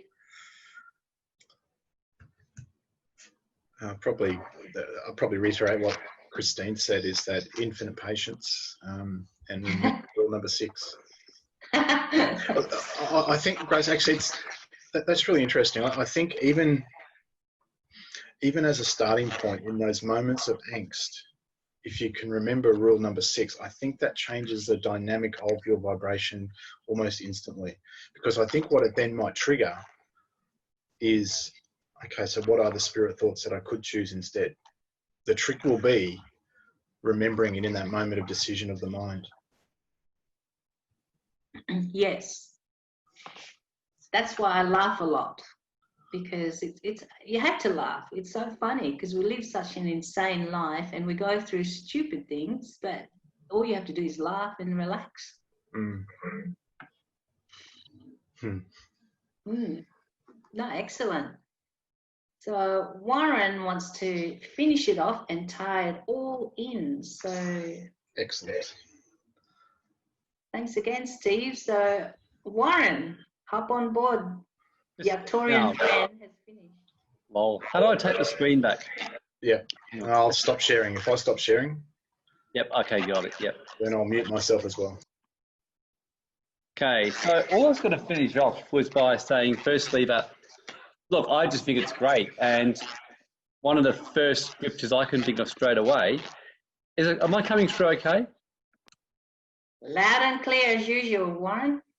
Awesome. Okay, I'm just going to read a number of scriptures, so make sure for those of you who I know like to write notes, I'm just going to give you like about 10 or 12 small little ones, just that'll help you in a way understand what happened today. So I love what Steve did, and for me it was great having Steve speak and having someone different. And the reason why is when you read Ephesians 4, and it goes through about what's called the body of Christ, or as J.J. Hurtak in the Keys of Enoch talks about, the worldwide universal light body of the Christ seed or believers, or people who basically form a collective conscious body. It says he gave some apostles, prophets, evangelists, pastors, and teachers. So in other words, he actually says that he gave a specific, different, diverse group of people and gifts to make sure that people got mature teaching and got the full picture rather than just a limited picture. So it says, why? For the perfecting of the saints, in other words, for all those who are on the path of ascension, for the work of the ministry, in other words, so you can get out and do the work and make a difference in the world and in the public eye and do whatever your path happens to be on this planet Earth, for edifying, which basically means encouraging people and encouraging the body of Christ, which means help people go, oh, wow, this is awesome. And till we all come into unity of the faith and of the knowledge of the Son of God, unto a perfect man, unto the measure of the stature, which what that's saying in simple terms is that when you've got a diverse group of people sharing their different gifts and being exposed to that, it says you become perfected, which means you start to hear all the different angles and different parts to the picture for the work of the ministry. So you're more equipped, because some of you will go, oh, wow, I just resonated with what Steve said. Some of you might even go, yeah, he was good, but I preferred, when Grace speaks, so I prefer when Warren, whereas Paul actually said in Corinthians, he goes, it's actually really good to realize that, no, one person does one job, another person does another job. And even the great teacher Paul openly said, he goes, my job was to come and get the ball rolling, and Apollos then was a good teacher, and he helped people understand a little bit better what I was saying. And I love what Steve did, because Steve, who is a man who I first heard him speak 6 years ago when I did his copywriting course. And I have to admit, I learned with about 4 different copywriting teachers myself how to write better in business. And I've told Steve this before, Steve was easily the best of the teachers I've had. And even though, yeah, sure, I mean, Steve would openly tell you that guys like Peter Godfrey and Ted Nicholas are legends in copywriting, and Steve probably knows why they're better than him in certain areas. As a teacher, Steve was much better than these guys in being able to take copywriting and take what was difficult concepts of how to write better in business and make it simple. And I still remember to this day the stuff he taught me. I really do. Whereas most of the others, I just remember little snippets. So when you look at this thing here about the different people coming in to bring unity of the faith and helping you to understand the bigger picture better, I believe today we're really seeing someone functioning in one of these roles, a genuine teacher, and I'm sure Grace would agree. Somebody who was able to take something and make it even simpler. Whereas, for example, with me, I'm probably more one of these ones. I'm a builder, and an apostle can, as is Grace, fit more in these other ones here, which means I can definitely teach prophetically, which I do. You heard a really genuine teacher happening today. And why do we need all the different mature works and different people speaking and basically everyone playing their part? So that we will no longer be children, in other words, babies who basically are immature and got a long way to go, who are easily deceived. This is what it says here. So the reason that you learn doctrine and learn teaching and learn this kind of stuff is so that you won't be easily deceived by these false teachers and people out there spinning all kinds of shit, and basically which everyone keeps running around getting confused with. So now let's just quickly reiterate what Steve was saying and the importance, just in a number of different scriptures here. John 1, in the beginning was the Word, and the Word was with God, and the Word was God. So that alone tells you how important the Word actually is.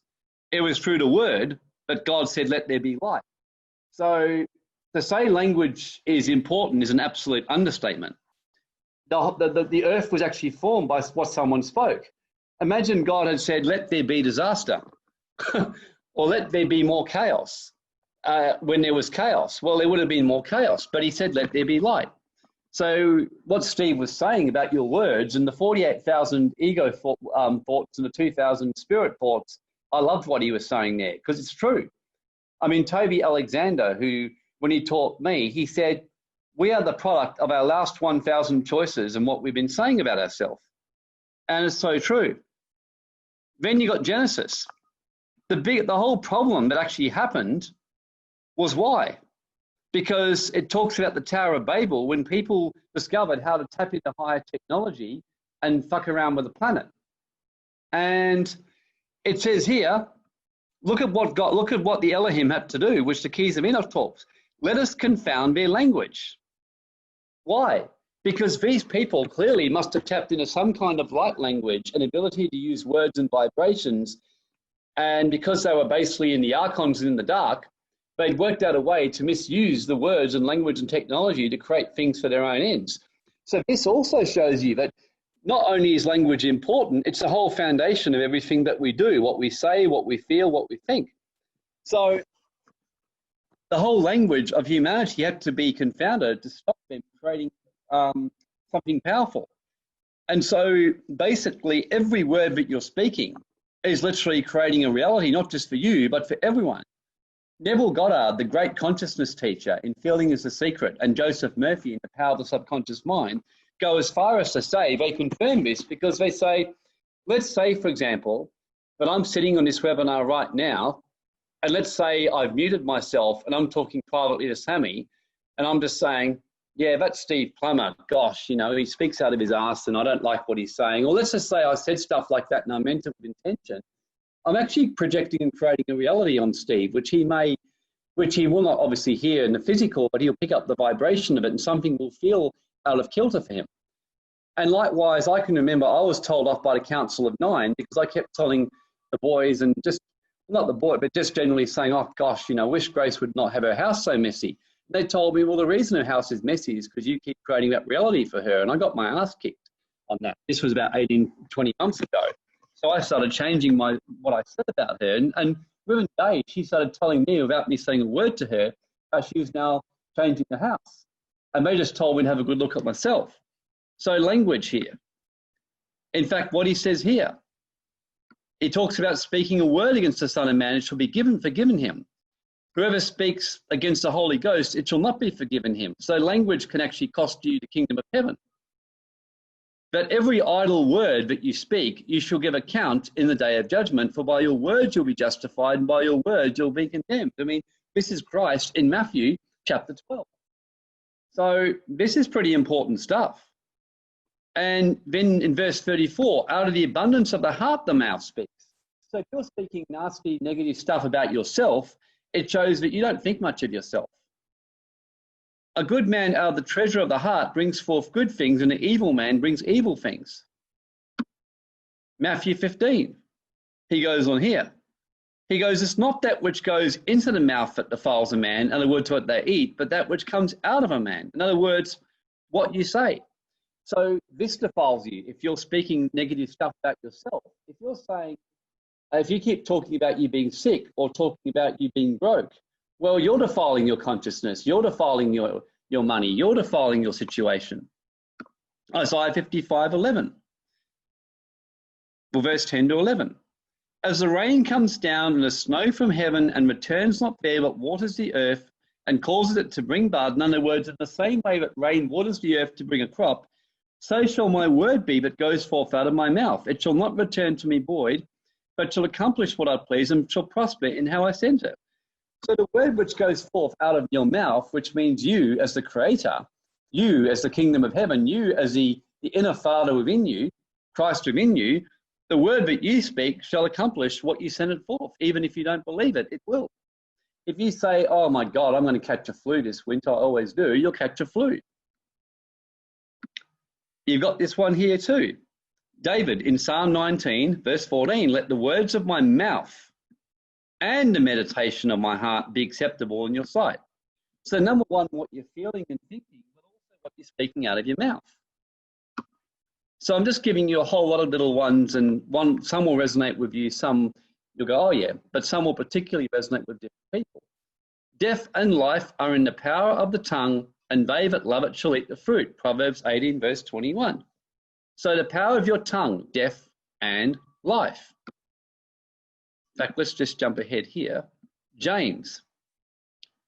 In James chapter 1, verse 26, if you claim to be spiritual or religious and be a Christ kind of person, but you don't basically restrain your tongue, in other words, you can't help yourself.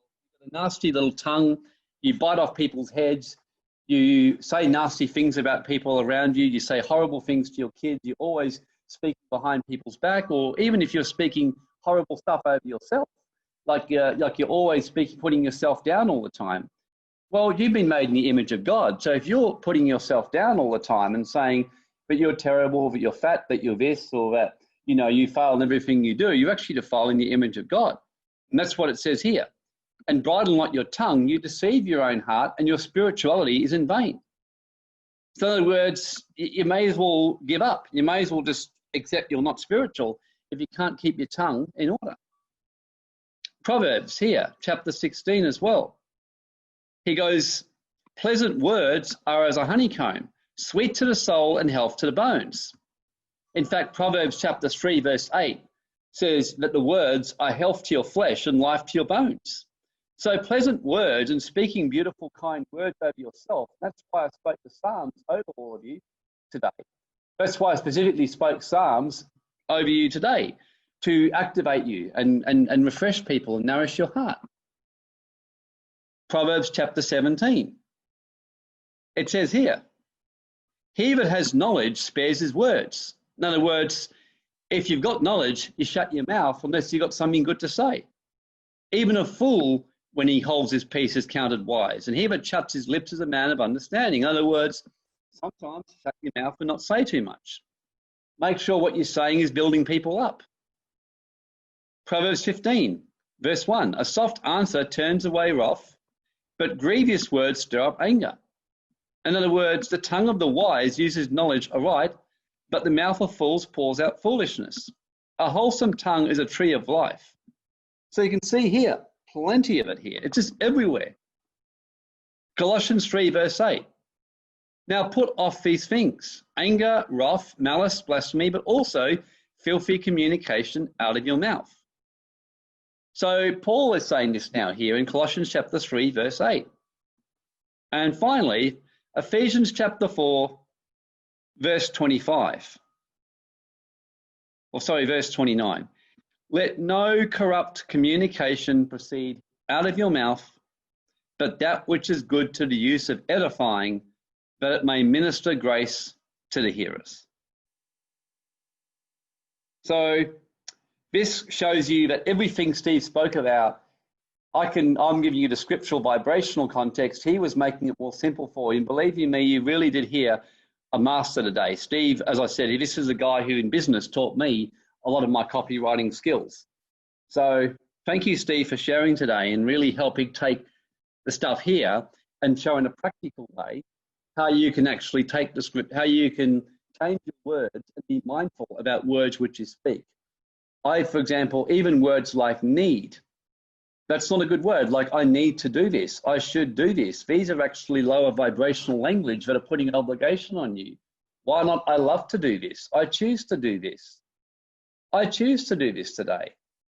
I love to do my path. I love to put some work in to build my business. I love to spend time with my family. rather than I should spend time with my family. So all this kind of stuff is so good. So I want to thank you for that, Steve, and thank you, Grace, and thank you everyone just for listening and all that kind of stuff. And I'm finished, Grace, unless you've got anything else to say. All I can say is a wonderful day, and just rule number 6. So let's wrap it up. Wonderful. Well, thank you, everyone. Have a good day.